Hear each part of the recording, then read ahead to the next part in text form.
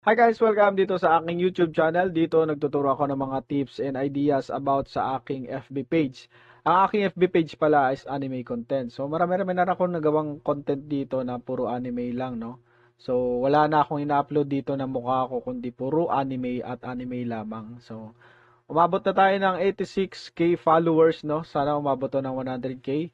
At ngayong araw na to, ituturo ko dito kung paano ako mag-upload nang hindi ako naka-copyright. Malalaman ko kung copyright o hindi, no? Doon sa mga baguhan dito sa paggagawa ng anime, may kita sa anime na to, no? So, kumita na ako dito at may mga video akong ginawa dyan sa kinita ko dyan sa ilalim at mga ibang tips na rin, no? Na mga legit pagdating sa anime content. So, ilalagay ko na lang dyan sa description yung mga nagawa kong content na iba. Pero sa ngayon, ituturo ko lang muna sa inyo ngayon yung paano ko nakikita kapag may copyright or hindi ko siya pwedeng i-upload dahil sa may violation. Kung saan ko nakikita kapag may violation. Dito ituturo ko sa inyo full guide, no, sa mga baguhan. Sa mga matagal na dyan at may idea na umalis-alis na kayo dito, no. Ituturo ko lang to sa mga gusto magkaroon ng anime. May nagtanong kasi sa ating followers, no. Thank you so much sa mga followers natin, no, na walang sawang nanonood dito sa aking page. Kahit na puro katarantaduhan tong ina-upload ko dito. So dito shoutout kay Ron J Vlog, no.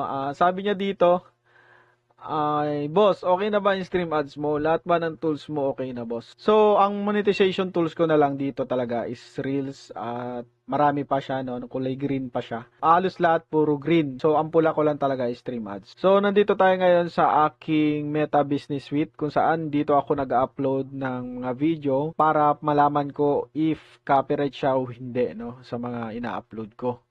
Dito nakikita ko kung may violation at hindi ko na tinutuloy yung pag-upload. Ang ituturo ko sa inyo ngayong araw ay in-stream ads muna, no? Mamaya ituturo ko rin kung paano mag-upload ng Reels. Dito sa in-stream ads, ang i-click mo lang, tips din pala, kung gamit mo ay cellphone, kailangan mo talagang maghanap ng PC or laptop para mag-upload sa mga ganitong content. Kasi medyo sa akin yung niche ko kasi sa anime is medyo SPG. Maraming nagagalit minsan. Kasalanan ko pa. Wala naman dyan ng ano, no? Kailangan nyo lang naman dyan ng anak nyo is, kailangan lang talaga is patnubay, no? Ang cellphone is delikado talaga sa lahat. Depende naman sa magulang yan kung paano nyo pinapanood yung mga anak nyo ng mga videos sa cellphone at hindi nyo tinitingnan kung ano ang mga pinapanood niya. So, back tayo sa ating content. Unang-unang ginagawa ko kapag nag-upload ako is create post, no? Siyempre, kapag in-stream ads, dito kayo mag-click sa create post. So, kapag na-click nyo yan, meron kayo makikita dito sa taas na post to, click nyo rin yan and then pipiliin ko lang. Ang pinipili ko lang dito is Coco TV and Friends. Hindi ko na ina-upload sa Instagram, no? Kasi magdo-double pa siya. Yan, then next, ang click ko dito is video kasi hindi naman ako gumagamit ng photo at template. Madalang nga ako sa photo. So, video, then upload from desktop. So, dito makikita nyo yung mga content ko.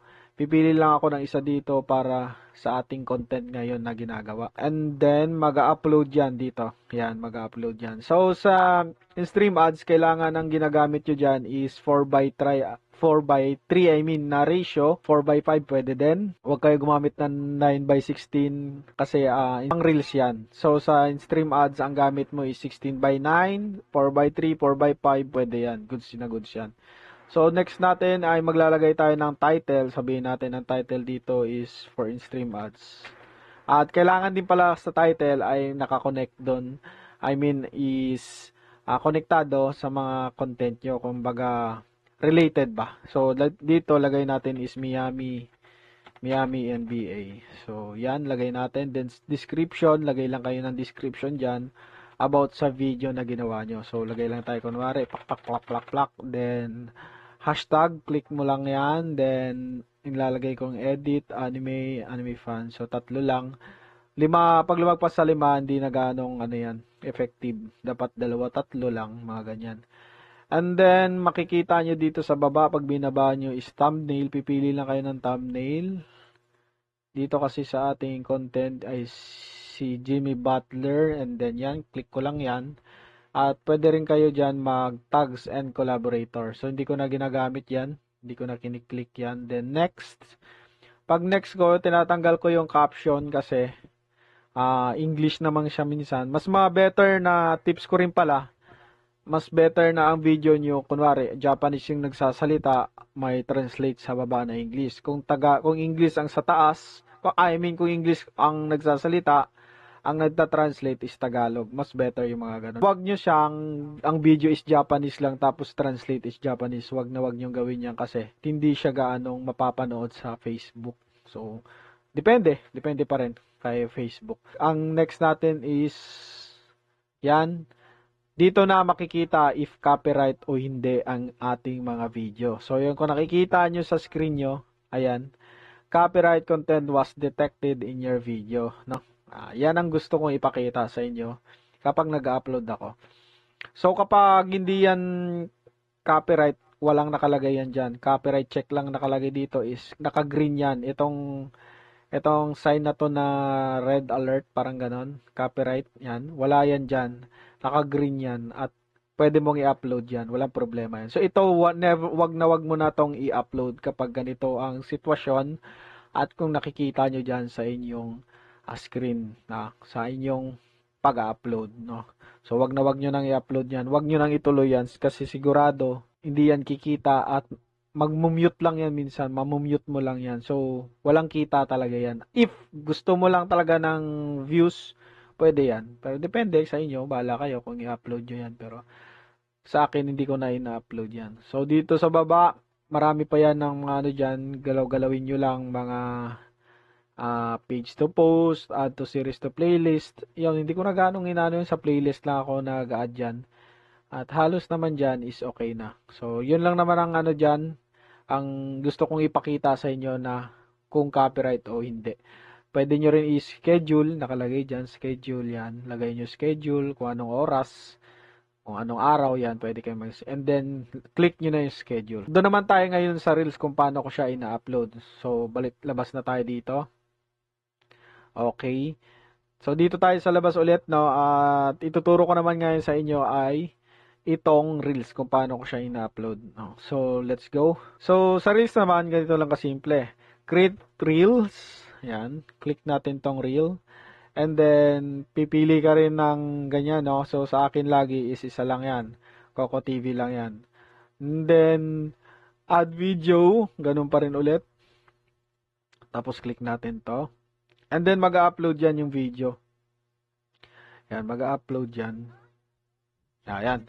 Nag-upload na siya. So, dito, wala na siyang title na nakalagay. Diretso na agad ng details, kumbaga description na agad. Dito, ilalagay ka lang ng description. Dapat nakakonect pa rin o related pa rin doon sa video na ginawa nyo. So, ganyan lang. Sample lang yan.